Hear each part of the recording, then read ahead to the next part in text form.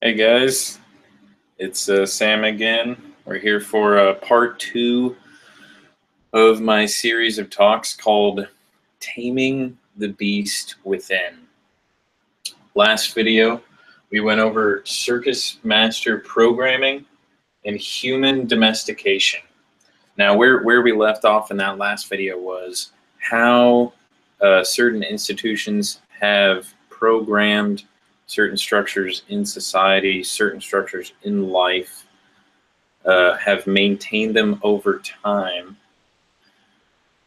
so that you love the cage, the prison that you live in. Very similar to the Matrix itself, there are these particular people that I would like to call Matrix masters, which is what we're going to go over today. So what happens is you are initiated, you're conformed into a system, a prison of sorts that you live inside of, and it is invisible to the senses. And what happens is you learn over time through the Circus Master programming to learn to love your master and learn to love your cage and your confines. Learn to love the constricting force around your human body and mind.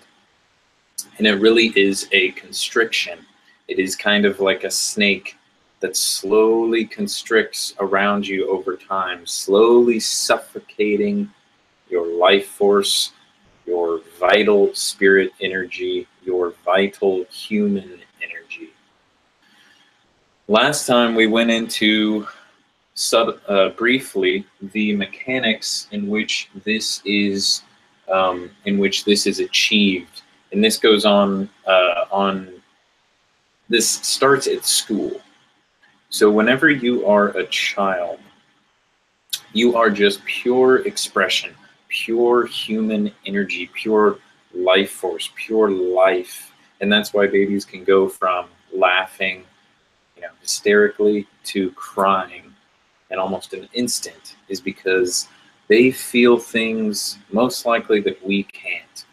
We are not open enough to. We have been beaten down and desensitized to over time, and that's access to our real human emotions and our real human self. And what happens when you're a child, when you're a baby, it's okay. Now there are these different stages that happen.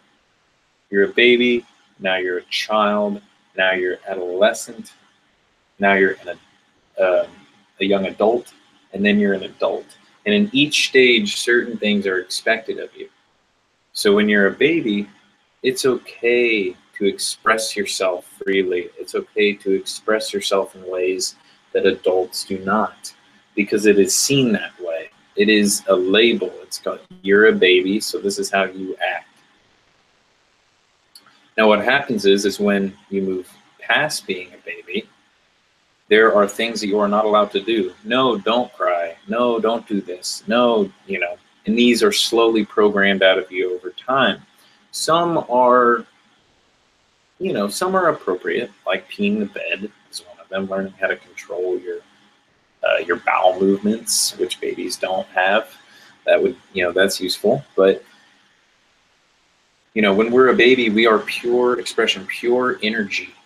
And that's why babies are so bright, and why they bring light into relationships, why they connect marriages back together, is because most people have lost that primal energy, that primordial source energy, that life force energy that is just pure expression, almost this blooming, this orgasm of energy.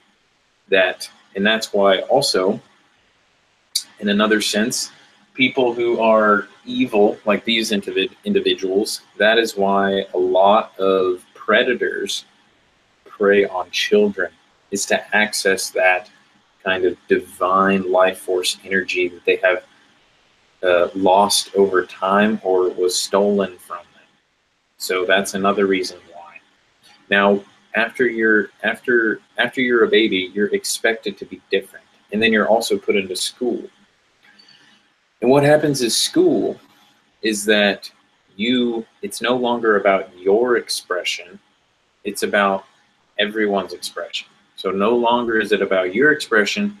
Now you have to be self-conscious about what everyone else thinks of you. Really more like a hive mentality state where you're more focused on what other people think and what other people see you as, rather than your own expression and developing that over time. So whenever you get into school, what are the first things you're taught? Basically, sit still, become tense, like this, become tense. Basically, be quiet, be receptive, be accepting of information. That is one of the first things that we're taught as children. To me, it is detrimental to the true expression, and also to a lot of things to do with like critical thinking and deductive reasoning. But one of the first programs that we're taught is to sit still and shut up. Don't be expressive, because it's not the time for that. And when you're a child after that, it really isn't a time for it at all. Unless maybe you're in art class or theater class. Now there are classes where it's okay to be expressive and to be emotional. The only space they give that for you is in a sense a profession. It's like, okay, you want to be expressive, you're going to have to be an artist. You know, you can't just be a human. You can't be expressive in any other form. And this is drilled and beaten into children. It actually used to physically be beaten as children. You know, teachers would hit the kids with rulers. But now it's more of a subtle kind of beating. So tensing, beating into a position where you are more receptive to information, but not only more receptive to information, you're more receptive to programming. You're more receptive to what other people think you should do and how other people think you should do things. So what it does is it feeds into the human domestication plan.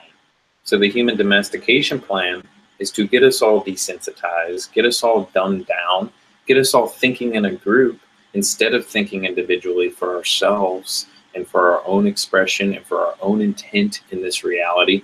Instead of doing that, they kind of inoculate a groupthink mentality. And then people outsource their individuality to accompany what everyone else wants for them, what everyone else thinks, instead of what they think, and portraying that and projecting that into the universe, into the external world. This is a very important piece of the puzzle because it is the starting point. That's where the programming begins, that then later on is elaborated through social media, things like that. And this is why it's a unique part of the puzzle. It's a part of what I call the matrixial mechanics. So there are people called matrix masters within the matrix, which is society, identity, the ego, corporations. I mean, you could go on forever. What it is, though, is that there are matrix masters within this that have figured out how human beings work at a fundamental level and have figured out how to outsource all of that raw human potential that you would call your primal self, your energy that you have been dumbed down from. So as a child, the only reason why children, that kind of curiosity, the creativity, the expression, the reason why it's called childlike is because it's programmed out of us. So there are certain things that would be great if we programmed, like not pooping your pants, things like that. What is programmed out of us so that we fit into a machine, into a matrix system, in becoming a cog in a wheel, cog in a greater wheel that is unloving and uncaring about us, In order for that to happen, we have to be very receptive to programming. That it doesn't matter who, just someone in a power position, like a teacher, or let's say a business person, anyone in a power position, the president, anyone in a kind of power position where people give them that space to have power over others. So this programming is used to make us more receptive and susceptible to programming, make us more susceptible to basically being confined and dumbed down and devolved. What this does, and what these Matrix Masters have figured out, is how to outsource all of our primordial energy. So how to outsource our human potential and create that demand and that dependence on other people to be able to do things like interact with others, like go and seek out people, like dating apps. So many things, getting food, getting shelter, getting all these things. So it's all taken care of for you by the Matrix system. Now, I'm not saying someone buying a house is a bad thing. What I'm saying is, or, allowing someone to interact well with someone else, let's say through social media. I'm not saying social media is bad. I'm not saying the society is bad at all. I'm not saying any of that stuff is bad. It is bad when you allow them to have the power position. So if social media is in a power position in your life where you have a hard time or can't interact with others without the social media, then it becomes a problem. Then you start to outsource your real human potential and that real primal part of you. As I said, the Circus Master programming is a tiger. It's a wild thing. It wants to sleep. It wants to fuck. It wants to do drugs. It wants to eat a lot of food. All of the things that we associate with being primal. Okay. Now, this tiger, essentially, as I said in the last one, it doesn't want a steak. It doesn't want it to give you things. It wants to hunt, like in Jurassic Park. If anyone remembers that part with the Velociraptor, when he was angry, I guess he wasn't an animal handler, but he was something. He was the guy with the rifle, who was a Velociraptor expert. He said, why, like he was upset that they were feeding the Velociraptor. So he said, the Velociraptor, she wants to hunt. She doesn't want to be fed. And it's the same thing. To a certain extent, it's okay, but our primal self doesn't want to be fed. It wants to hunt. And not in a physical sense going and killing something. I'm not talking about that. It wants to hunt. It wants to go have real human interaction. It wants to go really search out and find answers and find truth and experience life. It doesn't want to be fed information. It doesn't want to be fed interaction. That could be just communication, or the other kind of communication, sex, things like that. It doesn't want to be fed. It doesn't want to have a convenience. What it wants to do is it wants to break out of those confinements, that prison that was put there. Break out of that and say, okay, let's start with the uncomfortable stuff, because being a human is uncomfortable. Our real human self, our wild self, our primal self, that self that wants human interaction, that wants sex, that wants food, that wants all those things, it is wild. It also it doesn't want anyone to give it anything. And there's a balance between it, of course, because you can't just be all expression all the time. There does have to be some, drawback. Hey, I can be intellectual, contemplative as well. What it wants to do is it wants to break out of the confines. That's a big one. It wants to break out of the confines and start with the uncomfortable stuff, like I was saying. Because human interaction, all of these things that we have, it's all uncomfortable.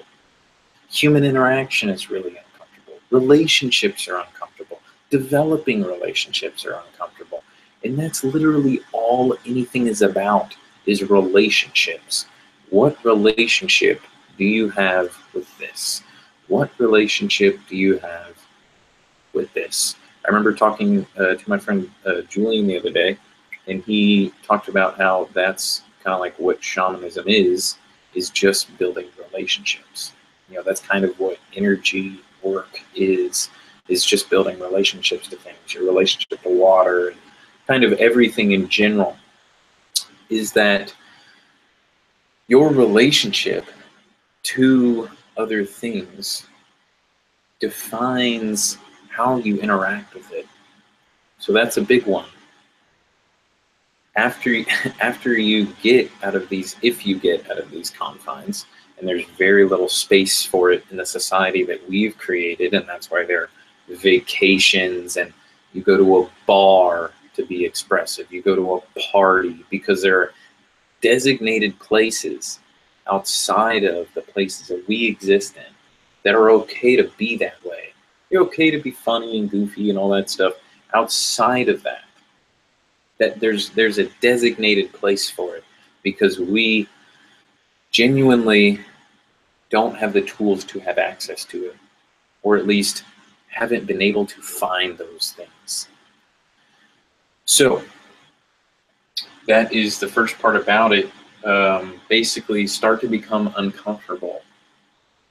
Start to look at all of the things that you have dependencies on and start questioning them. Why do you do this? Why do I use Facebook? Why do I use Snapchat? Why do I use anything? Anything. Start to question every part of your existence and every part of reality, because intention is what creates reality. Okay? It creates a reality around you. And intention is what has maintained the society, the structure, everything that exists now. So intention is a big part of it, because the only reason why in a school we all sit in a dysfunctional little chair and are slouched over our desk writing like this, which is also a kind of program, as you see whenever you're writing and you're looking down, it creates muscle memory in all these places. It's programming so that we are down and we aren't expanded up and looking around. As you can see, there's another existence up here. There's another dimension. When you are down like this, also your physical body is pushed down. Okay, that creating, the kyphosis in your body, which also makes it dysfunctional for your nervous system, for your body to work properly. So the reason why we sit in a fucking chair in school and we don't have standing desks for everyone, so everyone can be open and have a posture and your hip extension, everything. The reason why we don't have that is because of intention, because people intentionally have maintained it over time. And these people are very powerful. And school is just one of these things. It's one of the many. There's just too many to go through right now. That's a good example, though, big one, because it's where we start. Now, the only way that it is maintained is if people follow it. A big part of following it is not questioning it. So just being a follower. A lot of people call it sheeple, okay? And that's interesting because sheep follow the shepherd. Now, what we're talking about, the shepherd is the real master. So the wolf is just hunting. He's just getting his hunt. Okay. The master, and there are wolves in sheep's clothing that are out there for sure, that are out there to eat you, that are to take control of your life and confine you to prisons. Yes. The shepherd is leading you through pastures. He's leading you through grazing. He's the real master because he actually is looking out for you. The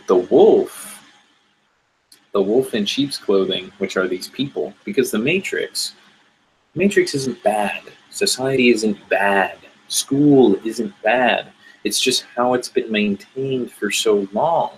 And it's such a slow changing pace because of this reason, because people don't take back access to their individuality and to their primal self and to their life force energy and really put intention into their thoughts and their everything, all of their life. Because if that happened, people wouldn't be able to tell you stupid shit like sit in a chair and shut up. If I was an adult, I'd be like, what the fuck are you talking about?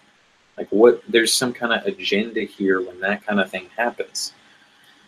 So, a big part of how they program people into doing this.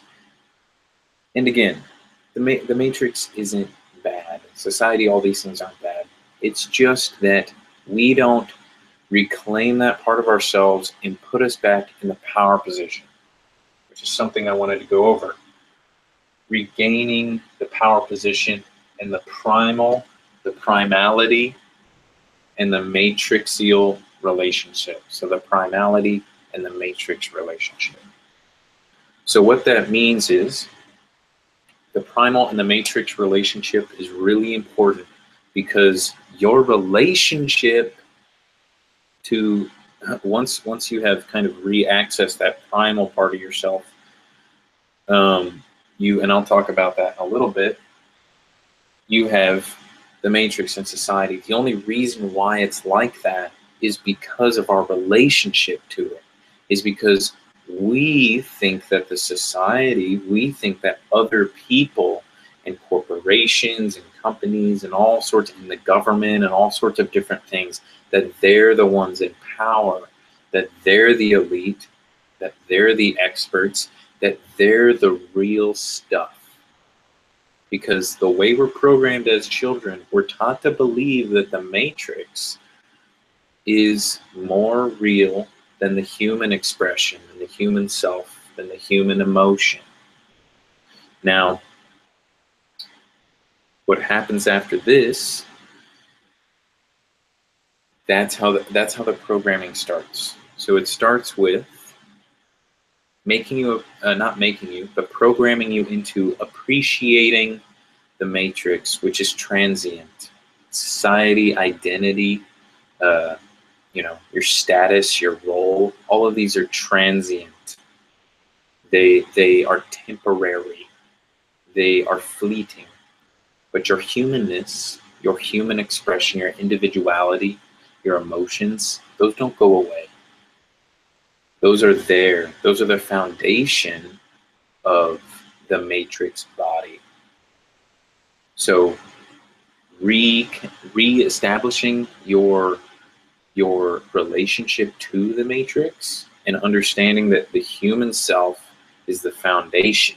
It's what the Matrix body or the identity or the societal status or role, that's what the foundations are in you, in your individuality and in your expression. That's where the foundations are. So you are more real. You are more connected to everything, to your life, to everything you have ever known, more than the Matrix. Because the only reason why we're in a bad situation in society, we're in a bad situation as a whole, is because people concentrate, people fixate, and people put their attention towards that identity and put more value on it than they do their real self.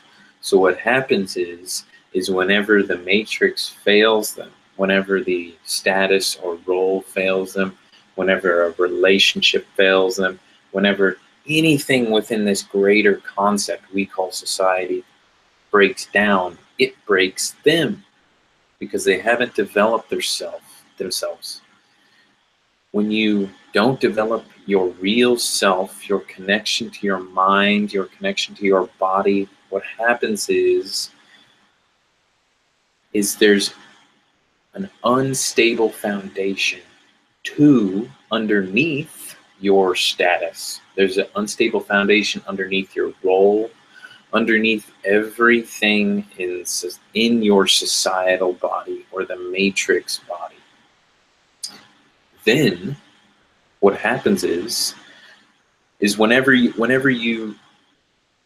that happens and it fails, the matrix masters come back to remind you this is more real. This has more to do with life than that stupid stuff you're over there feeling, which is real human emotion and real human trauma or whatever the situation is.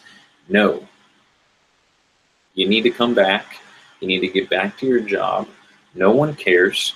It's very unfeeling and unloving and uncaring. And it is not because of any one person's intent. It is because that intention is maintained. Not by everyone. There's definitely people now who are starting to change the system. But that's because they're doing what I'm talking about now. They're putting themselves back into the power position, which is how society is supposed to be. So the individuals, the real human self, which is at the foundation of all of your existence, that we have to put value, more value on that than we do our jobs, our everything. So when you start to do this, something happens. When you start to put more value on yourself, when you start to question things in your life, what happens is you begin to have access to that primal energy, that life force energy, that plenum, the fountain of life. Something happens is that you realize that the matrix, that your status, that your ego, that everything, the identity, all of these things change. Okay, they change over time. Where society, culture, the matrix, all of that, where that emanates from is each person's expression projected into it. So this is how culture, this is how society is supposed to be. This is where society is heading. This is where every individual is heading. If that's their intention. If you don't want to do that, if you don't want to be a part of that, that's fine. You don't have to. That's your intention. That's your choice. What I'm saying is this is where society and culture as a whole is going. We are going to a place where people's expression is going to be valued more than the group expression, more than the group mind think. And what this does is it creates the genuine culture. It creates essentially what is supposed to be the American dream, okay? What is supposed to be the dream of free expression, of free, not in a sense cost, but of individuals expressing themselves and creating new social paradigms, creating new cultural shifts based on that, and creating new existences, and not maintaining the old world paradigms. Getting over those things and realizing the culture, identity, all of these things are here to play with. They're here for our primal, our true self to play around with. Like Play-Doh. They're here to be formed and molded into what we want. It's not the other way around. We're not supposed to conform into society. We aren't supposed to conform into a confinement paradigm. We aren't meant to conform into circus master programming or human domestication pursuits, which is happening now more than ever in tandem with people re-accessing and reacquiring this primal self at the same time. So it's an amazing time to be alive, because there's equal opportunity to become a slave, a subservient, submissive person who goes through life accepting what society gives them, is dependent on many parts of it for their well-being. And then there's equal opportunity for people to say, no, actually, fuck you. I'm not going to buy your things that you think I need. I'm not going to be a part of those systems. I'm not going to participate. And when you get enough people doing that, you get enough people unplugged and get them far enough outside of their programming. And that's probably another video in and of itself, but get them far enough outside of their programming to where they can see it from a whole perspective and say, what is this? Why has it been maintained? Why are we doing stupid things like making kids sit in a chair, which is incredibly dysfunctional? And one part that it makes dysfunctional is your hips. It makes that entire area it just tears it up. It makes it dysfunctional, makes your spine dysfunctional, makes the whole extension, it makes your breathing dysfunctional, makes your nervous system dysfunctional. There are ways to make it better, like your posture and everything, but it's still stupid. And then, a lot of times they don't make it very comfortable, so you have to sit in it. You're in a really uncomfortable position, and at the same time, you're being force-fed programming. You're not learning how to think for yourself. You're learning how to think in terms of everyone else, which is, it devolves our primal self. It devolves our expression so that we don't talk up and say, why are we sitting in a chair? It's fucking horrible. Because if we did that, then we'd be questioning the system. And then, that's a problem, especially for people who don't feel like changing it. So, another thing with sitting in a chair, okay, is that it puts you into a position of flexion, okay, for a long time. And what this does is it creates dysfunctional muscle patterns in your body. Now, what this also does, and where that energy is, everyone knows the energy in between your hips. The energy in between your hips is your sexual energy. That's where your sexual organs are. That's where your androgens come from, and for women the other.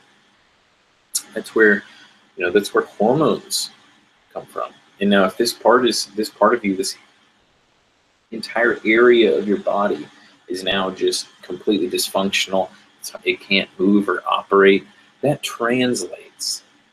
Okay, that translates to multiple levels. That translates to nervous system, hormonal function, all of these things. And then you mix that with all of the rest of it. And no wonder why I was getting nasty, icky feelings in school. I've figured out over time that that's what it is. It's not a good environment because of the way it's been maintained. We're all confined into a classroom, so we're not out in nature, which is the optimal environment for anyone. Just being in nature resets a lot of things in your body, a lot of things in your primal body, which has connection to the diurnal patterns of the earth and the circadian rhythm patterns of the planet, and night and day, and all of these things. There's so much more that we as individuals could do. Just me. There's so much I could do. There's so much everyone could do if we take these steps. First, I'm actually going to erase this part. And what this is to me is the primordial revival. So it is the primal revival, a revival of that primal part of yourself, and then a revival of the relationship that you have to culture, to society, to all of these things. Because relationship and intention defines reality. It defines how your body operates, how your mind operates, in conjunction with your environment and everything else. So this is incredibly important that we access. So what I want to start with,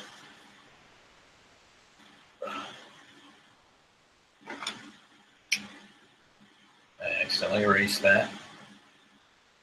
This is what I call Alpha Energetics 101. Okay? So first thing, whenever you're talking about your primal self, it's your body. It's that thing that beats your heart. It's that thing that that sends the electrical signals through your body. It's that thing that operates your body while you're sleeping. It's that thing that digests your food. It's the self that you don't have to think about because it thinks on its own. It's the part of you that's your heart, that's your organs, it's your nervous system.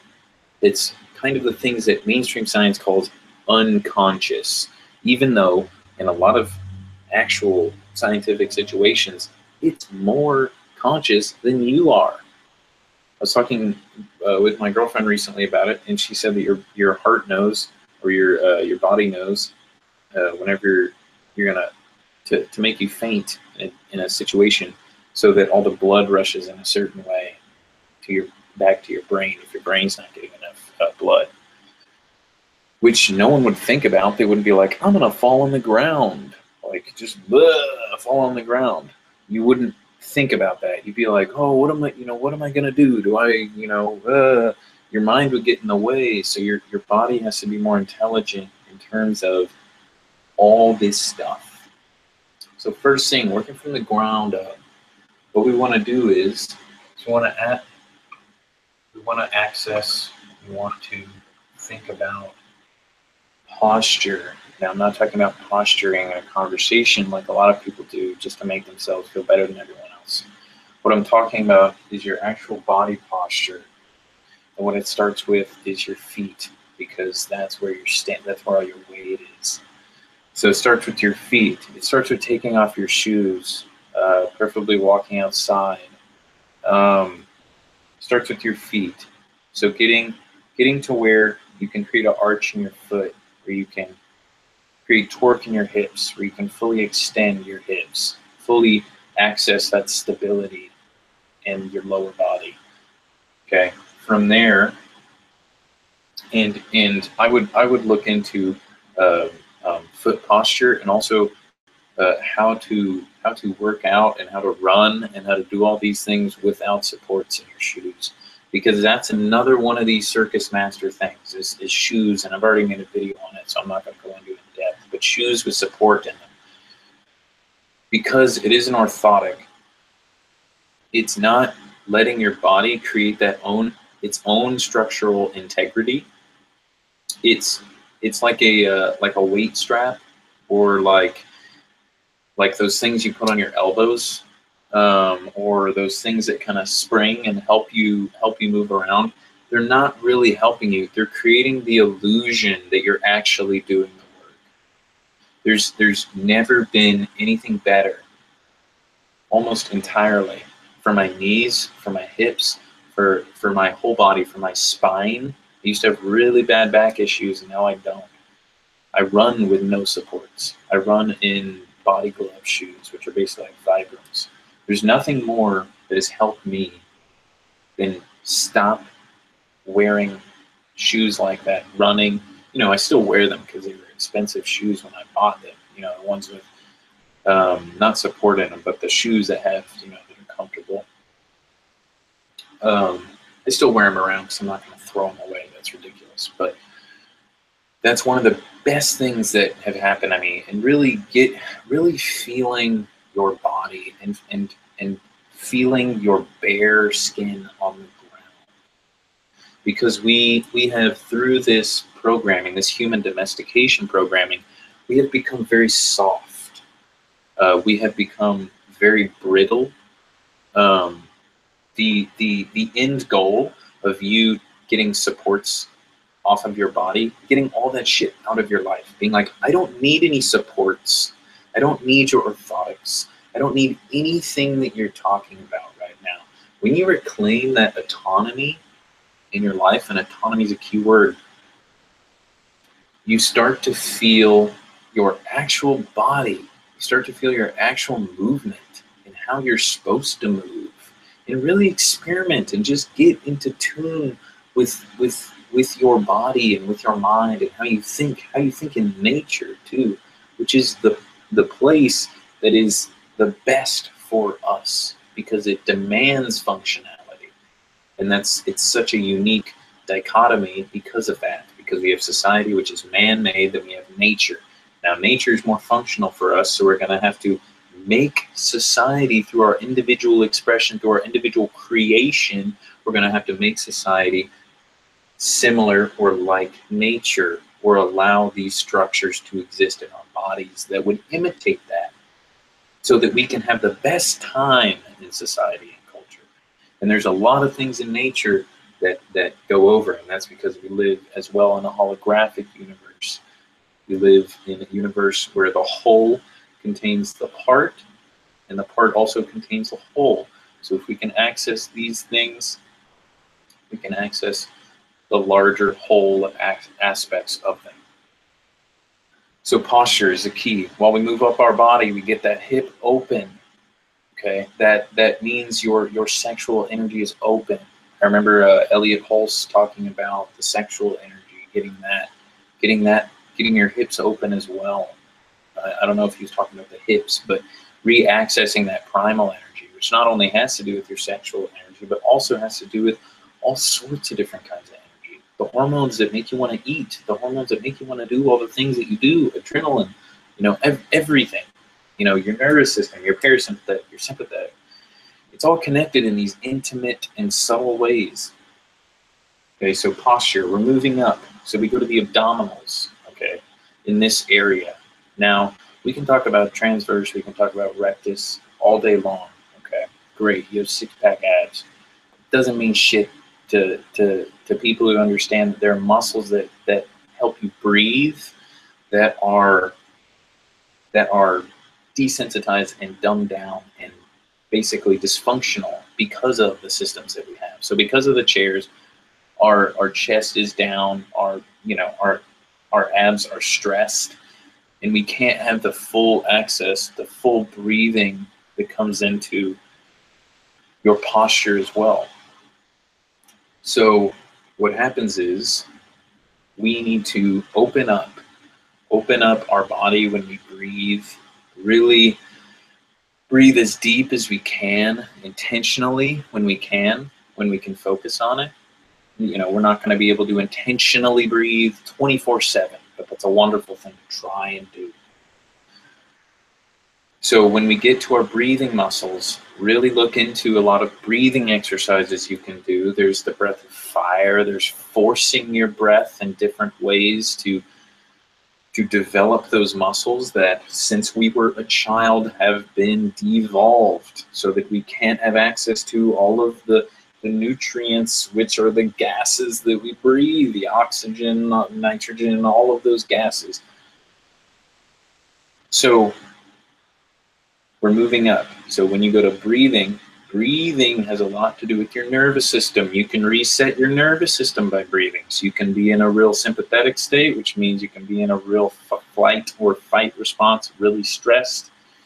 You can go back to parasympathetic, rest and digest, just by breathing deep for 30 seconds. And you can reset your nervous system. This is actually real.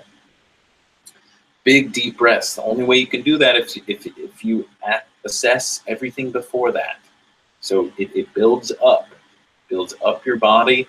You get those full breaths going, and then this position right here is the open, expansive position. So you go from being this kyphotic, kind of hunched over person that's, you know, either on their phone or, you know, kind of like, and then look where your shoulders are. This is a position for fighting. So this is a position for, you know, because you're under threat all the time. This isn't some kind of fear porn stuff, okay? This is what I call alpha energetics, okay? Energetics is an expansive field. Energetics deals with energy and transformation, and everything is energy. Everything. Everything. And it's your relationship and intention to it. So really focus on getting your intention down, getting your intention about your body and your life and everything down, because that's all that matters. All that matters. And then all that other stuff on top, you know, going to yoga, doing all that other stuff, you know, going to work, doing all that, that's secondary. This is what I'm talking about is primary, okay? The primacy of your energy is what defines your reality, okay? So we're moving up the body, all right? We get to that open, expansive breathing, okay? Move up, and we get to the heart, okay? So the heart pumps blood all over your body, all right? And your heart is also a key indicator of what state that you're in, parasympathetic or sympathetic. So if your heart's beating real fast, you're in a sympathetic. You're in the fight or flight response. So that could be working out. That could be you get in a car crash. It's because your body's pumping all sorts of chemicals, all sorts of drugs and different things all around your body, numbing pain so that you don't, if you get hit by something, it's not going to stop you. Really important. I'm not saying sympathetic is bad. I'm not saying, ooh, the evil stress, the evil, you know, because there are hermetic stresses and hermetic toxins in the environment that are really constructive. But if you don't have access to breathing and all of these things, your body will always be programmed to be more stressed. And hence why it translates into why people have so many chronic stress-related illnesses is because they don't have access to this part of their human body, which has been essentially stolen from them. They've been misguided towards something else. When we're moving up the body, the heart also modulates, it mediates your nervous system, okay? And it's also responsible for pumping blood everywhere. Big one is because it's an indicator. If you're in a situation and your heart's beating really fast, that means something's up. That means something's happening. That means you're in fight or flight response for some reason or another. What you need to start doing is listening to your heart, okay? Because your heart at times thinks independently of your brain, okay? Your brain sends its signals, the heart sends the brain signals. They work together and also independent of each other, okay? Your heart is intelligent. Your heart has a brain. You need to understand that your body, your primal body, your being that you don't think about is also intelligent. You need to listen to it. Because if you don't, you won't have as much access to that energy. You won't have as much access to intentionality in life because you will be entrapped. You will be ensnared. You will be hooked by little psychic hooks that people throw at you. So, the heart, all right? Kind of talked about the heart a little bit. Super important. I could go into how important the heart is all freaking day. We don't need to. Move up from the lungs to the heart. Then you go up, okay? Comes into this area. It's where your neck is, where your vocal cords are. This is your speech, okay? Now, comes up to here, and this is where it's really important to access your speech. I remember seeing, and also the breathing as well goes into that. There's an awesome Elliot Hulse video where he talks about breathing and how one of the first things is opening your mouth as wide as you can, Now, it looks really weird, but he talks about it. A wonderful guy, also into energetics as well. Probably, I would say he is just another energy worker out there, just like me. That's what I am. He's another energy worker out there, and he's awesome. But he talks about it like that. He says, one of the first things is you just open your mouth. It's so simple, because everyone else, when you're in this tense position, you're going to have your mouth closed. Because, jaw flexed, all of these things. And then all of these muscles in here are stressed too. So opening them up opens up, just like your hips, just like all that stuff, opening and accessing the posture so that you can expand. If you do hear my dog, it's okay. She's an amazing watchdog. It's actually my girlfriend's dog barking. But so from there, okay, from your throat, from your breathing through your mouth, it's also your vocal cords, your speech. So as well, create intentionality, create a care for what you say. Big one. What you speak to people. Everything about your words, because words are super cool. Words are interesting, especially if you've ever taken an English class. Really interesting stuff. Look into how words. You can do a lot of things with words. You can shut people down. You can manipulate people. You can create intention where they might not notice, like passive people or people who are what I call energy vampires. So and that's another video to talk about too, is some of the basic mechanics of energetic vampirism. Is being passive, is saying one thing and meaning another. And we all know those times because we've done them.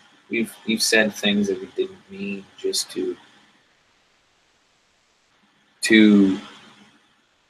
kind of be comfortable with what we're saying. We've kind of dumbed it down a little bit, even though we might feel a different way. But some people out there feel a certain way, and they're okay and intentionally telling you something different. This is very different. It's not like, I don't want to say that, I'll say this. It's like they want to kind of misguide you, mislead you. So really important is what you say. And then it goes up to, and I haven't been writing these down, so I'm going to catch up.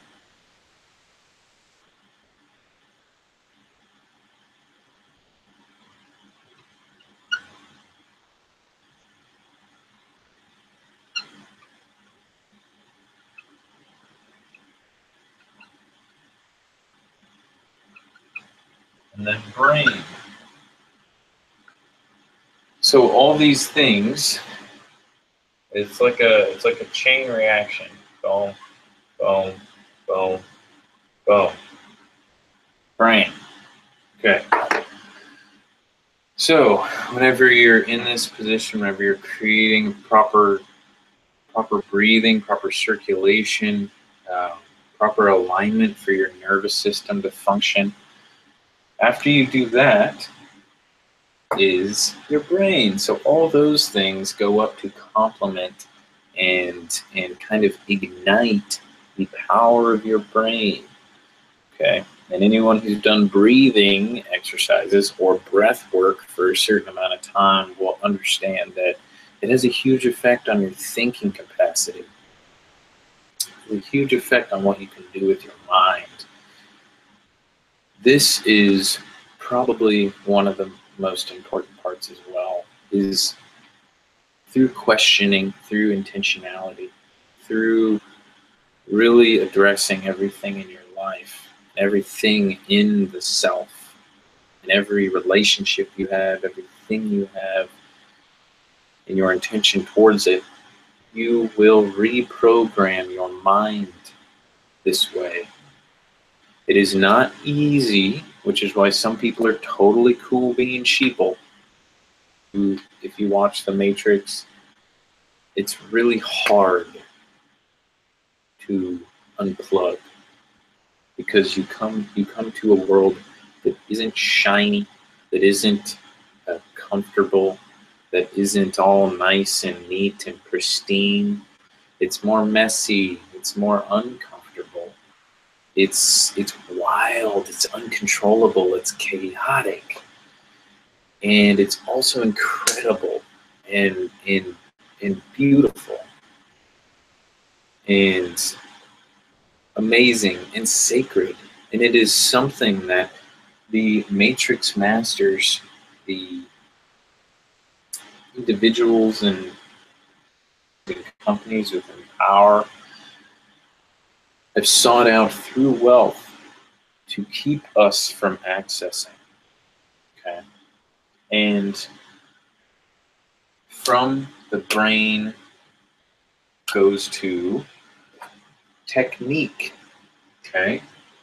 After you have ignited all of these other things, this is where practices come into play. Practices / technique.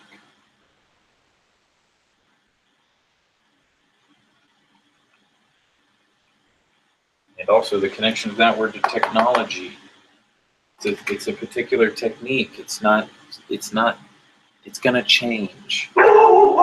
So, again, it's just my dog barking.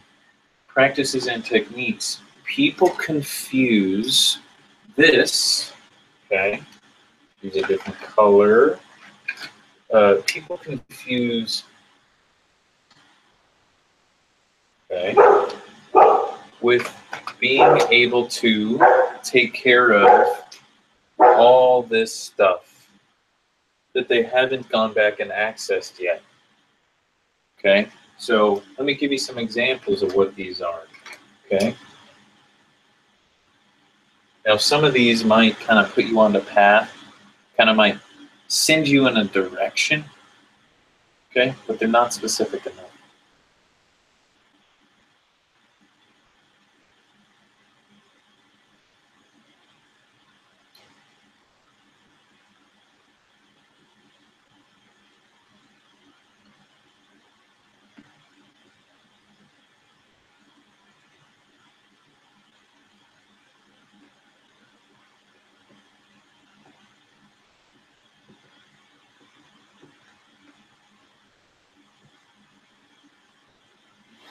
So let's start. So like, hey, you want to get your shit together? Go to yoga.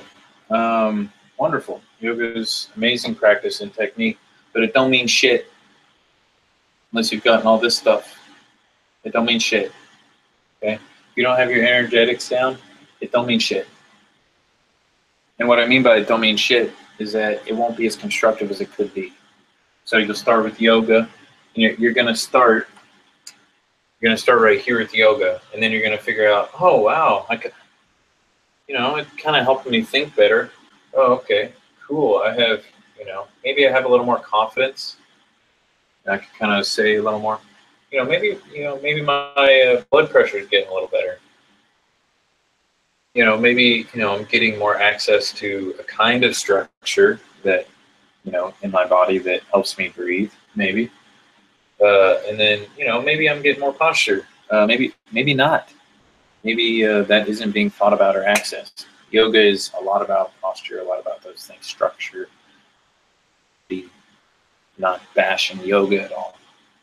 But if you don't have a connection to these things before that, it starts you out at the finish line, and then you have to come back.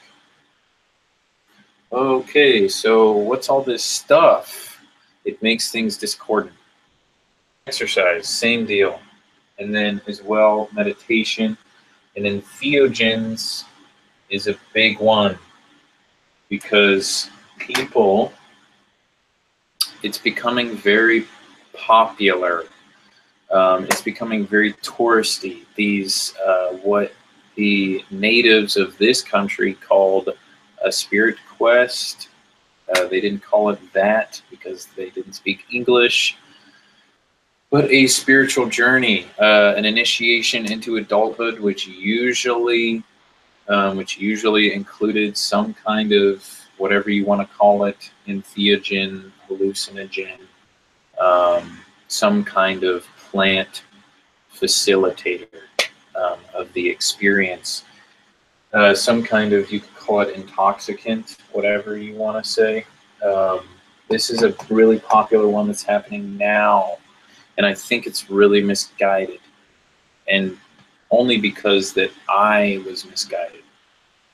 So, you know, all of these things, meditation, exercise, yoga, all of them are great as well. Entheogens, wonderful. Okay, great. Been around for thousands of years. They're wonderful. Again, if you don't access these things right here, before you access all, this is the short circuit way. You get all this stuff taken care of, and then these are tools, technologies, tech. They're technologies, they're tools for the expanded, open person. But if you haven't opened all this shit up, it's not going to do you as much good. It's going to be discordant. You're going to have a gigantic spiritual experience and not know what the hell to do with it, not know how to integrate it back into your life. You're going to go to a meditation and not know what the hell to do with it. You're going to go to exercise and you're not going to know how to translate that and how to mediate and modulate your stress and how the workout affects your stress and then how you recover from the stress. If you have a connection to this right here, before you go down to practice and technique, then, in my opinion, not in my opinion, it will make the process much longer than it needs to be. So get all that shit out of your mind, okay? Stop thinking about what's the next thing I need to do, I need to go to all these things, to have access to that kind of connection, that kind of energy, and that kind of reconnection to the primal. Don't think about all that other stuff. I'm not saying don't go do CrossFit or don't go do yoga or don't go to a spirit quest journey. What I'm saying is, okay, stop.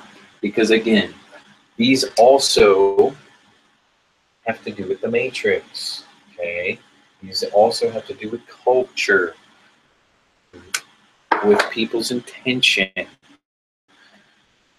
This also has to do with the matrix body, okay? Your status, your role, all those things plays into as well. So get that stuff out of your mind before you go and start weightlifting.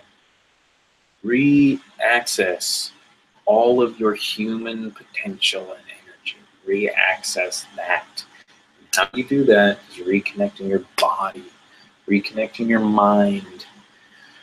One thing that I leave everyone on is what I want people to do is reignite, revive, and reclaim their tiger, their beast within.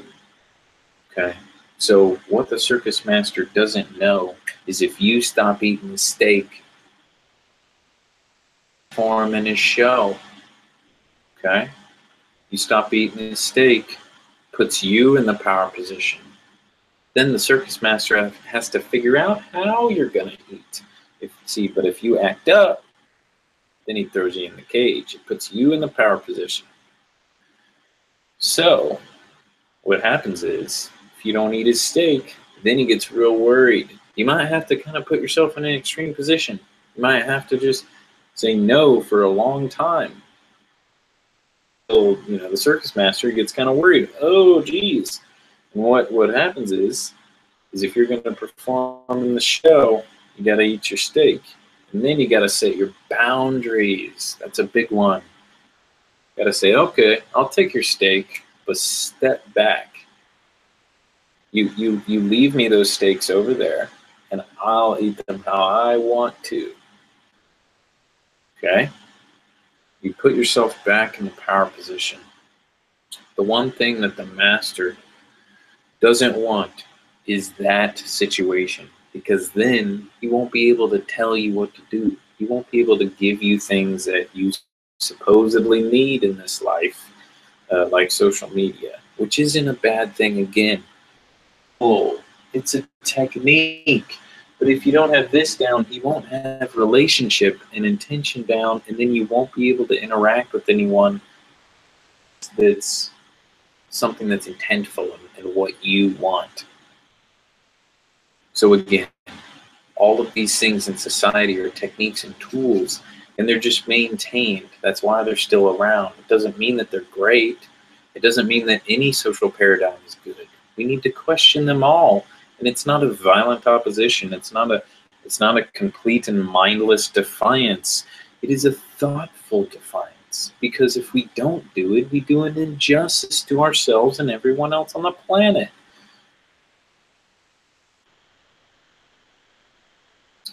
The reason the Circus Master programming exists is because they don't want you to be a tiger. They want you to be a pussy. And what I mean by a pussy, I don't mean a vagina. I mean, they want you to be a pussy cat, a kitty cat. They want you to have, they want you to be domesticated like a kitty cat, like a pussy cat. They don't want you to be a tiger. They don't want you hunting for meat. That's why they won't give you a goat in a pasture to hunt, graze, And if you do, you're an outlier. So immediately you become an outsider. And another thing about outsiders are saying about social rejection. So back in the old days, when like a really long time ago, when we were still wild and hunter and gatherers, if you were shunned from the tribe for doing something, that meant exile, and usually meant death. And when those people died and were in those circumstances, these were programmed into genetics. They were programmed into the epigenetic field. And we remember that. Our primal body remembers those experiences. Just re-access it. We can go back there and we can say, oh, that's why I fear social rejection, because all fear stems from death. And in that situation, it would mean exile and death. If you're in the mountains and you don't have anyone else but, yourself, it's gonna be a hard ride and you probably will die. Especially if you're exiled, maybe after getting beaten up and thrown thrown down the mountainside. Example, but social rejection, a big one.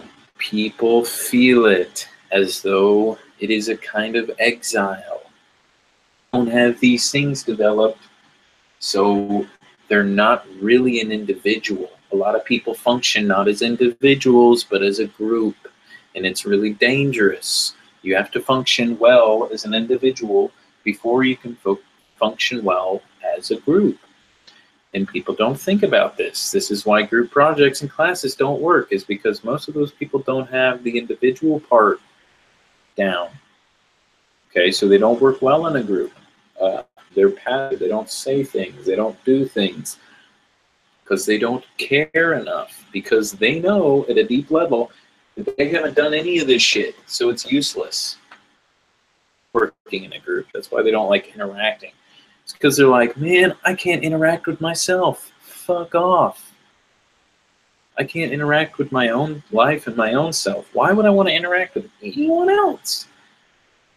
That's how people get in class projects and group projects. And this social rejection feeds into as well the other aspects of it. So this is another part of the ingenuity of this programming, is that it exemplifies, puts more value on the group, individual. So what it does is it weakens the individual, weakens the primal, down until it's a little constricted thing. Now, eventually, if you were constricted and confined, well, there would be a welling, because when you push something down, it condenses, and then it would just well and well and well inside until one day it bursts. And guess what? Rapes someone. They explode. And in that moment, you get to see the real expressive self, which is that primal self. It may not be the real humanity, like they're a killer or something. But these are all primal things that we are given access to. So we have to get them ourselves. We have to re-access it, because society doesn't do that, and it shouldn't. The matrix, society, identity, all of these things shouldn't be more valuable. We shouldn't put more on them than we already do, because that power is in us already. It's already here. Expression, interaction, having access to that kind of energy and potential is already with us. We don't need society to establish those things for us.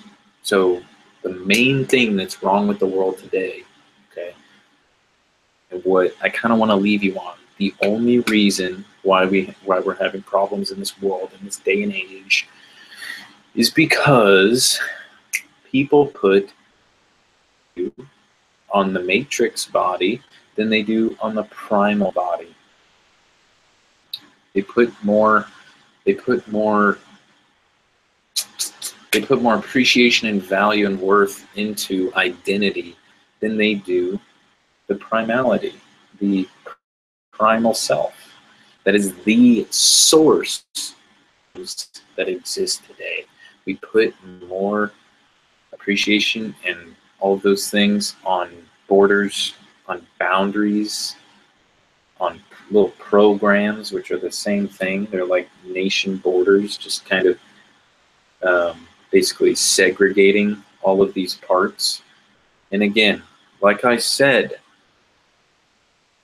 has the part in it, okay? And the part also has the whole in it.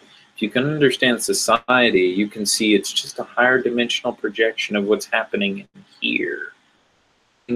What's happening in here is the same thing happening out there. You can take what is happening to you and just put it onto society as a whole.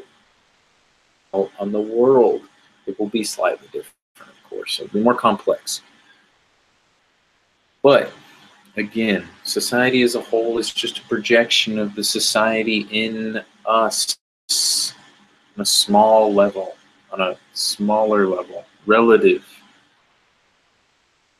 What's happening. So soon I will be releasing a line of products for my podcast, some shirts I'm designing as well, and one of them is going to say what I'm going to say right now is, do not confuse status, spirit. Okay. I'm going to leave you off on that note. We will have another video to come soon for nuances of this and some other things that I'll go deeper into. But until next time, check out the website. It's called becomealphapodcast.com.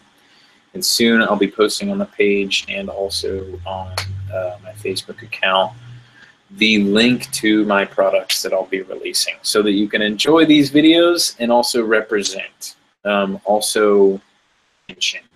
And then I'd also love to hear about shirt designs, or I want to make a coffee mug, coming up with things. So yeah, shout out, comments, let me know what you think. Okay. This is the beginning of the end of our relationship, the toxic relationship that we've had to culture for a long, long, long time. Hopeful for the future. I'm not hopeful. I'm intentful. Leave comments if you can. Until next time. Thanks.